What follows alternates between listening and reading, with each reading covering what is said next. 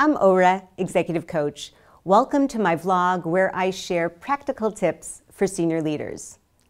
We all agree that it's important to know how others perceive us at work. And that's why assessments, sometimes called 360s or multi-raters, have become really popular and also commercialized. But here's my question. Can taking too many multi-rater or 360 assessments hinder rather than help executives? The other day, I was in this executive's office and he walked me over to this file drawer and opened it. And there in the drawer were 15, maybe 20 assessments that he had taken over the years in all sorts of different leadership programs. There was MBTI, DISC, EQ, leadership effectiveness, strengths, whole brain, half brain, competencies, social styles, you name it, it was there. I know these tools well. As an executive coach, I'm certified in a lot of them. But here's the problem. There isn't a single online multi-rater assessment that actually correlates with professional success. In this vlog, I'm going to share 3 reasons assessments may be toxic. The third is the most important.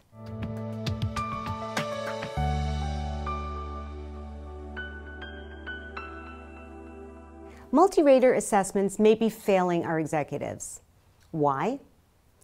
First, there's no objective. What's the point? If you went to a doctor for a yearly checkup, you'd wonder why the doctor was ordering up a battery of tests like an MRI and a sonogram. It's the same thing. Often assessments in the workplace are administered with no objective. If there's no objective, could it be the wrong assessment for the executive?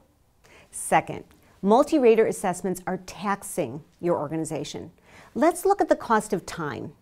After all, every time a single executive takes an assessment, at least a dozen people take about 30 minutes to complete it. Now multiply 12 people times 30 minutes times their hourly rates times all the professionals in your firm who have been part of a leadership program times the number of leadership programs in a professional's lifetime, and we're looking at an astronomical cost not correlated with return. Finally, assessments have a short shelf life. Typically, after an assessment, there is little feedback and no follow-up. There might be a 20-minute, mildly interesting conversation about the results, but then the assessment is moved to the file drawer where it takes up residence with others, and it's rarely seen again. What do I suggest? As an executive coach, I have a practical and high-impact approach to help my clients gain awareness of how they are perceived at work.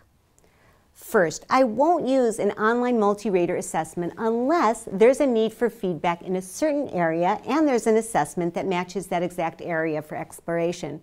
For example, I might use an executive presence index or a reach personal branding assessment. Next, I conduct an interview-based targeted 360 where I can learn directly about my clients' strengths and naturally opportunities as well from their seniors, peers, and direct reports. I keep all my questions open-ended, never leading the witness, and my clients love the authentic and customized feedback I provide this way.